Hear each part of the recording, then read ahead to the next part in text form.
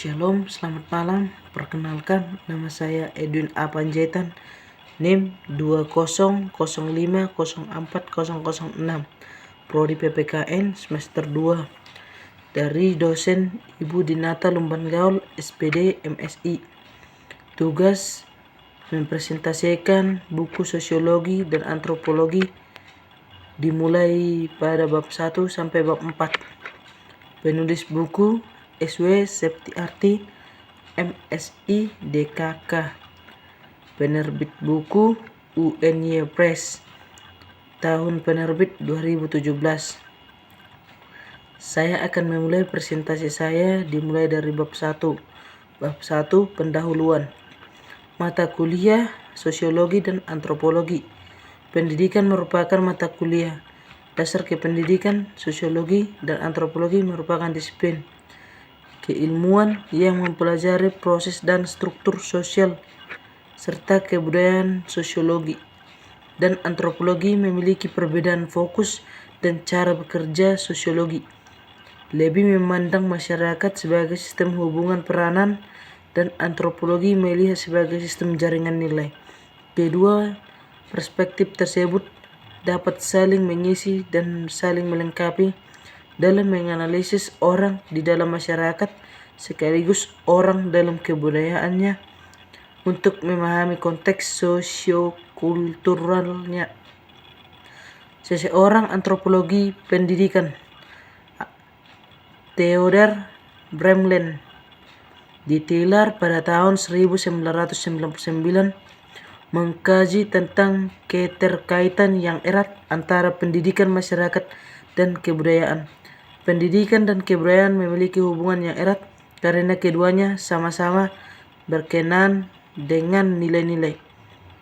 Pendidikan tidak dapat terlepas dari kebudayaan dan hanya dapat terlaksana dalam suatu masyarakat. Tidak ada suatu proses pendidikan tanpa kebudayaan dan tanpa masyarakat, demikian pula sebaliknya. Ruang lingkup perkuliahan sosiologi dan antropologi pendidikan adalah meliputi 1. Pendidikan kebudayaan melalui berbagai forum, alat, dan media bagaimana suatu kebudayaan masyarakat dipertahankan dan diwariskan dan dikembangkan. 2. Pendidikan di dalam kebudayaan.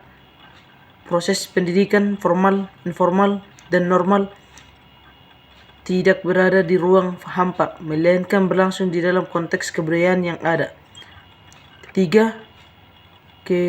Pendidikan antar lintas, kebudayaan, fenomena, interaksi, dan konteks antar sejauh sistem dan atau kebudayaan, dampaknya dan upaya mengharmonisasikan hubungan antara kependudukan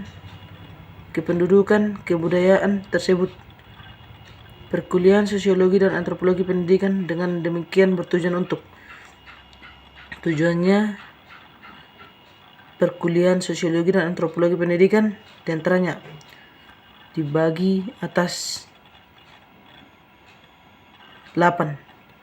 1. Memahami keberadaan kekuatan budaya dunia, posisi dan dampak dalam kehidupan. Kedua, memahami keterkaitan timbal balik antara kebudayaan dan pendidikan, baik informal maupun non-formal, dengan keanekaragamannya. Ketiga, memahami konfigurasi kebudayaan di berbagai tingkat kehidupan, baik regional, nasional, dan lokal. Keempat, memiliki kemampuan mendeskripsikan dan memahami fenomena pendidikan dan fenomena belajar mengajar secara kultural. Kelima, memiliki kemampuan mengenal dan memiliki strategi kebudayaan untuk memperdayakan individu, kelompok, dan lembaga serta melakukan intervensi pendidikan. Keenam, memahami konsep dan praktik pengasuh anak oleh orang tua dan keluarga pada keanekaragaman kebudayaan. Dan yang terakhir,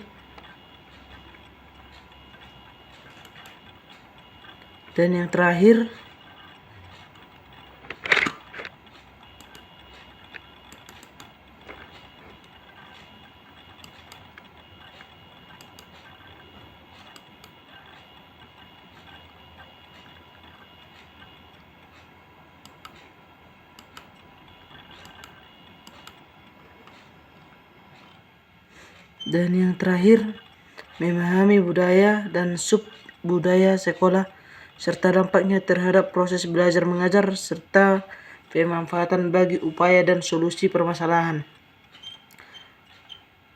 Bab 2. Paradigma sosiologi dan fenomena pendidikan. A. Paradigma. Pengertian umum paradigma adalah sebuah gambaran dasar dari pokok masalah ilmu secara rinci. Paradigma itu sendiri mengandung pengertian. 1. Cara memandang sesuatu. 2. Dalam ilmu pengetahuan, model atau pola, dan dari model itu fenomena dipandang dan dijelaskan. 3. Totalitas premis, teoritis, dan metodologis yang menentukan atau mendefinisikan suatu studi ilmiah konkret. Dan 4. Dasar untuk menyeleksi problem-problem dan pola untuk memecahkan problem-problem riset. Sebuah paradigma adalah gambaran dasar dari pokok perhatian dalam suatu ilmu.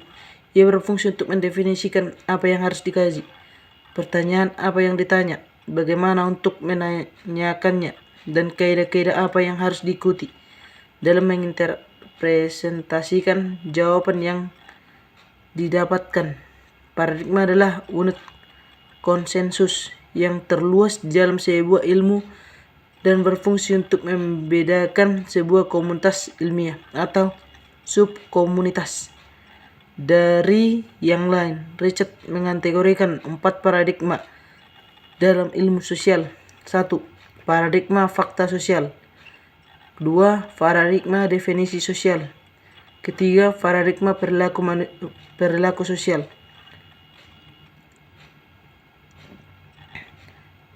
B. Paradigma fakta sosial. Paradigma sosial berfungsi bahwa individu akan senantiasa tunduk total terhadap struktur atau fakta sosial non-material.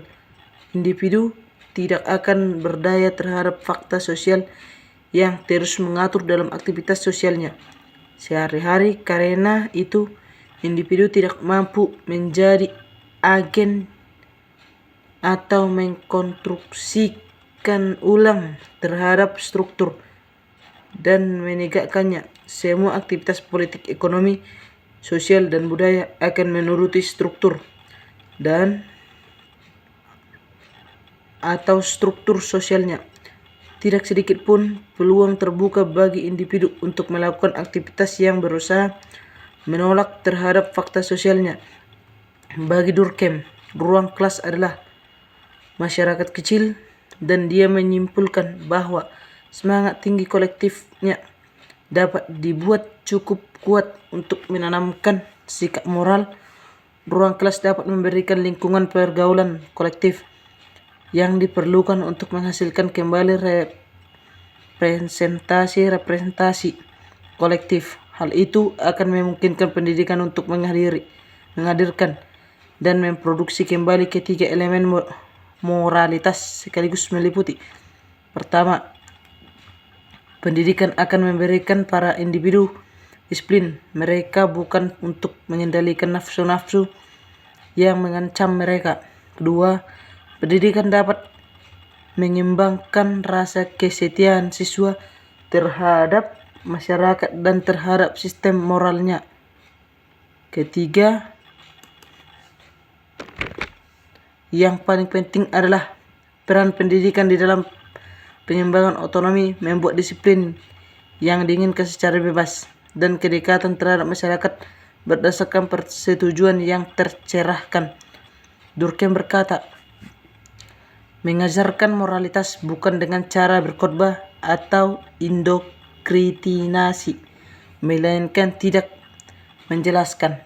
Jika kita menolak memberikan semua penjelasan jenis itu kepada anak-anak, jika kita tidak mencoba membantu mereka memahami alasan mengapa aturan-aturan itu perlu dipatuhi, kita akan menyalahkan mereka sebagai orang-orang yang mempunyai moralitas yang tidak lengkap dan inferior.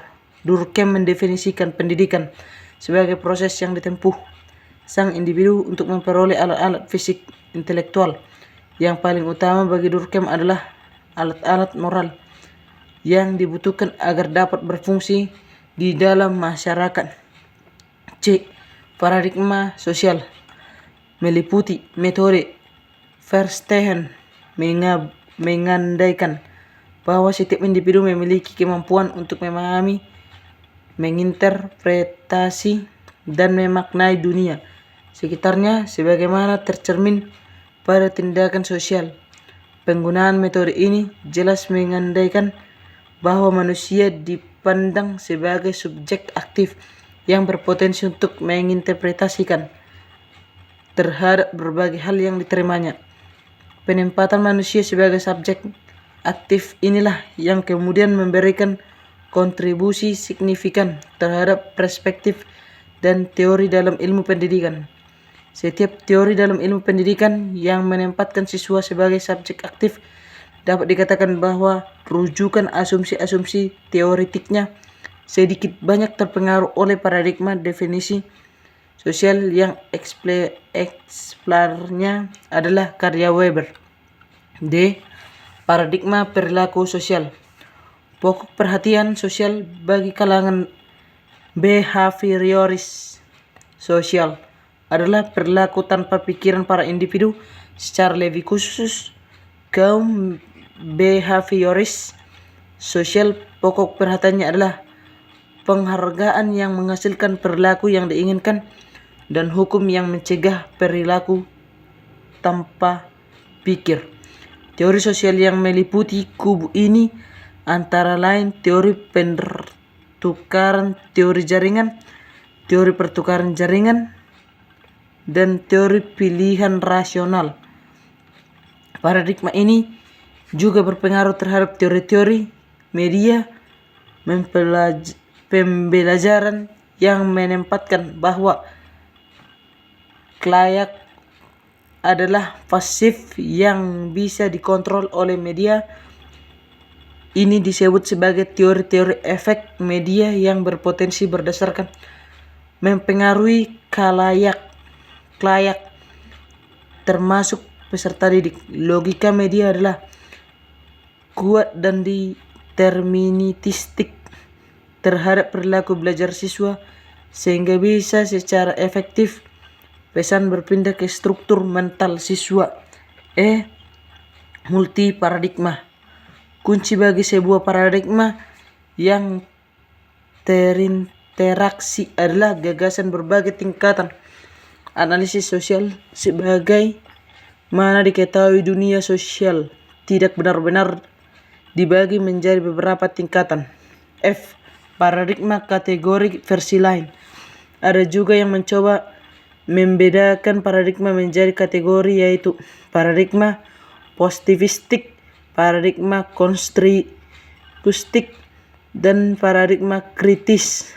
G. Paradigma positivistik. Paradigma positivistik bergerak pada filsafat positistik terutama dari Rene Descartes yang kemudian mendapatkan banyak pengikut sehingga melahirkan pemikiran Cartesian. Namun perbedaan positivistik ini juga tidak lepas dari sejarah perkembangan ilmu pengetahuan dan teknologi yang bermula dari era pencerahan atau Enlightenment. Selanjutnya H. Paradigma konstruktivistik. Kemunculan paradigma konstruktivistik tentu bukan secara tiba-tiba, melainkan merupakan proses dari perbedaan teoretik dalam sejarah perkembangan sosiologi itu sendiri. Setelah sekian waktu teori-teori sosial bersifat umum dan kemudian muncul teori-teori tengahan, teori dari yang bersifat makro menuju mikro, serta perbedaan antara kubu objektivis dan subjektivis. Juga tidak kalah penting perbedaan ilmiah dan sekedar pengamatan peristiwa sosial mikro seperti tradisi, interaksisionisme, dan simbiolik. Maka muncullah tradisi pemikiran baru yang merujuk pada paradigma konstruktivistik. Paradigma kritis. Teori kritis seringkali dikaitkan dengan apa yang disebut dengan mazhab Frankfurt, suatu istilah yang muncul pada karya anggota Institute for Social Forschung atau Institut untuk Penelitian Sosial. Institut ini didirikan di Frankfurt, Jerman sejak tahun 1923 sebagai pusat penelitian berorientasi atau Mersik. Tokoh-tokoh utamanya antara lain Horkheimer, Herbert Marcuse, Theodor Adorno, Leo Lowat Hall, dan Erich Fromm. Teori kritis adalah produk dari sekelompok neomarxis Jerman yang tidak puas dengan kondisi Marxian, khususnya yang determinisme ekonomi. Teori kritis sebagian besar terdiri dari kritik atas berbagai aspek kehidupan sosial dan intelektual, namun tujuan utamanya adalah mengungkapkan hakikat dan sifat masyarakat secara lebih akurat. Meskipun teori kritis banyak mendasarkan diri pada asumsi-asumsi Marx, tetapi teori kritis juga mengkritik Marx, terutama yang determinisme ekonomi. Paradigma kritis dalam pendidikan. Mendiskusikan ilmu pendidikan, terutama dalam konteks di Indonesia, masih menyodorkan berbagai persoalan fundamental. Bahkan sebegitu jauh terdapat suara bernada pesimistik seperti Mokhtar Bukhari, misalnya mengatakan ilmu pendidikan telah mati. Bukhari salah seorang pemikir dari sedikit pemikir di Indonesia mengingatkan adanya lonceng kematian ilmu pendidikan di Indonesia. Pendidikan kritis.